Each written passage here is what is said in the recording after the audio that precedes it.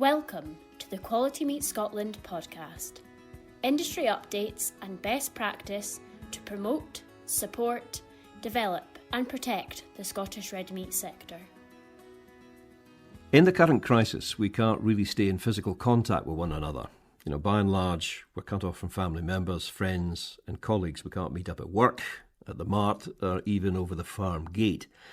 But it's still really important to try and keep in touch, to stay informed.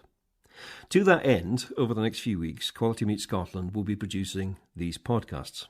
I'm Mark Stephen, and each week I'm going to be speaking to one of their team to try and bring you their perspective on the current situation and to find out what they're trying to do about it.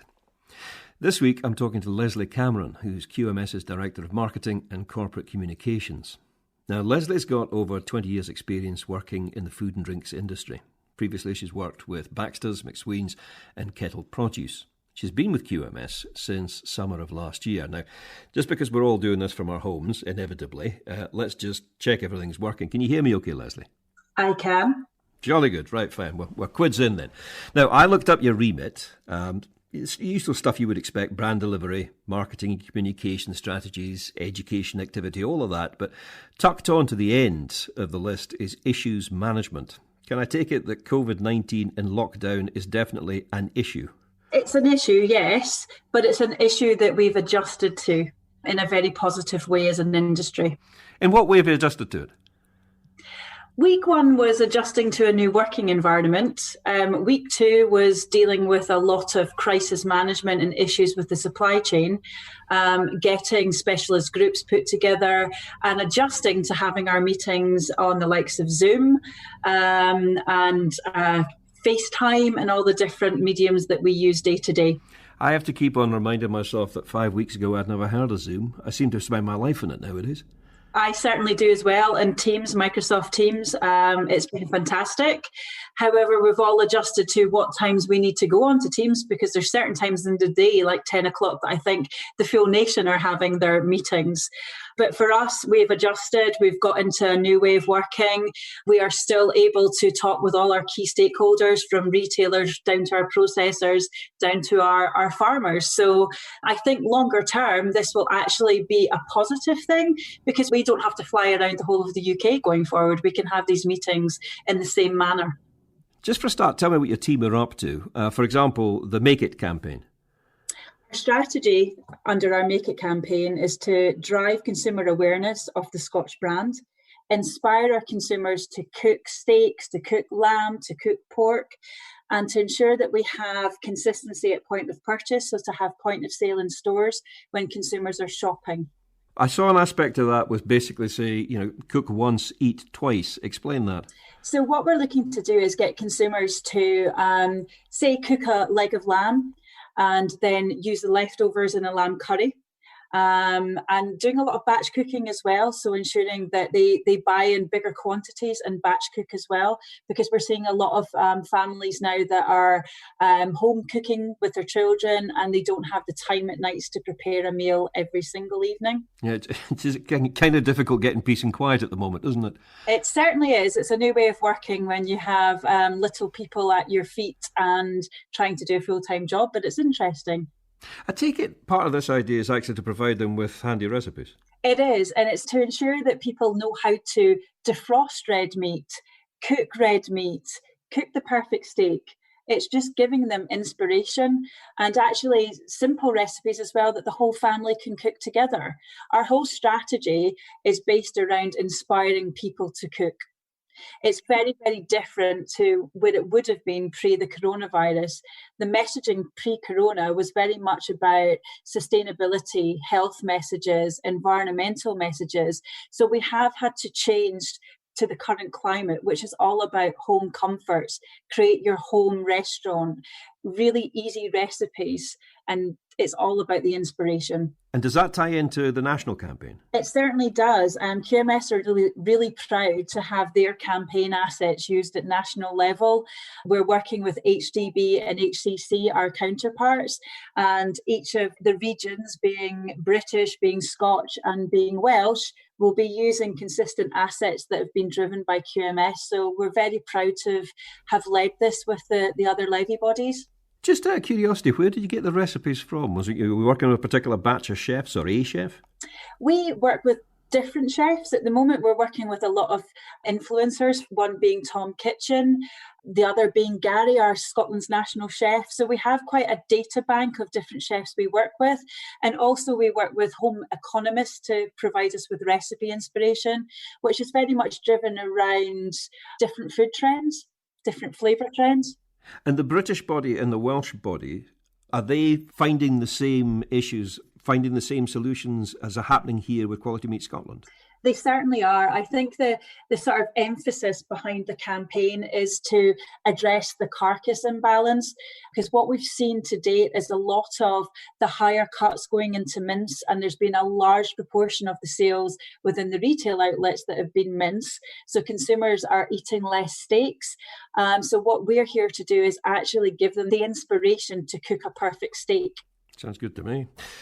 There's a lot of question marks at the moment. I mean, nobody really knows how long this is going to last. Are you able as a team to look forward at all? Do you know what you want to do when we get to the other side of this? We're at the moment, we're doing some research in terms of the impact with consumers of coronavirus, how they're feeling through the coronavirus, and what impact it will have longer term on their mindset and opinion. So that'll give us guidance to how we market our brands going forward. Is this an opportunity to, I'm saying you could just sit there and try and read the runes and think, okay, this is what's going to happen and we'll be ready for it when we come out the other side of coronavirus? Or is it an opportunity to actually influence the public in a direction that, as an industry, you would like? It certainly is. I mean, there's not a lot of positives around coronavirus, as you see in the news every day. But for us, consumers have gone back to basics, back to comfort, back to brands. And that's a good thing. And I hope coming out of this that they will remember that British, Scottish, Welsh farmers have all made sure that food is on the table. So I hope this is actually going to put the red meat industry in a stronger light coming out of it. So you're almost talking about establishing an emotional bond between consumers and suppliers. It's back to tradition. Yeah. For how long tradition will be the sort of importance, we aren't sure. And that's what we want to measure coming out of the research, because I'm sure at this time next year, the messaging will be different. It will be probably back to the sustainability messaging, the health messaging, the high protein, what red meat can deliver. But short term, I think comfort is here to stay. Just before we started speaking and recording this, you had to chase your wee one down the stairs with her Barbie doll. It's not just adults that are stuck at home. There's heaps of kids stuck at home too. Is this an opportunity to get your message across to a captive audience? It is. We've had a few initiatives, one being our Kids Farm Diaries, which is children on the farm that would normally be at school, and we've been using that through our YouTube channels, highlighting it on social media so that parents can show their children what the farming industry is about from a child's perspective. So really getting that field to fork piece resonating with the younger generation. We're working with a chef called Daniela, who we've worked with in schools, and she is educating the younger consumer or the younger children cooking with their mums and dads. So we are trying to do things to actually educate and help parents keep their children occupied, because that's the hardest thing. And I think the younger ones it's even harder with, because my child is only like 3.5. So it's constant, and it's baking cakes, and she wants to be into everything in the kitchen. So it's great when you've got the time. It's great you've got the resource where you're looking at the lives of youngsters on farms. They live on farms, etc. But for the ones that don't live on farms, how do they know that resource is there? How do you point them towards it? Through our social media channels, through all the activity that we're doing. So we're not directly targeting children, because we wouldn't be able to do that as a brand, but we're targeting the parents to show the children. Yeah. So the information is all out there. It's strange, bearing in mind the difficulties that we're all facing, you come across as being really positive. You've got to be positive, because life is full of challenges, and, it's just a different way of working. And to be fair, we're in a rapidly changing environment day to day. I will be in a different position tomorrow. There will be another challenge. And I think either you're positive or you're negative, and I just have a positive outlook. It's a different way of working. So how do you feel about the future of the red meat industry in Scotland? Big question. How do I feel about that?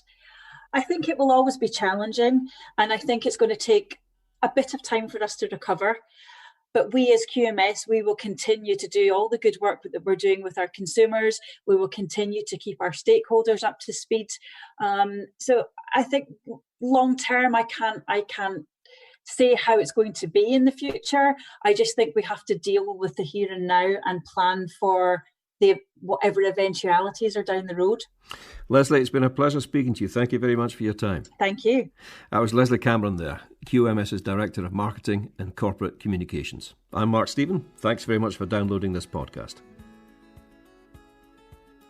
Thank you for listening to the Quality Meat Scotland podcast. For news and to listen back to previous episodes of the podcast, visit qmscotland.co.uk. For Scotch beef, Scotch lamb and specially selected pork recipe videos and inspiration, visit www.scotchkitchen.com or follow Scotch Kitchen on Facebook, Instagram or Twitter.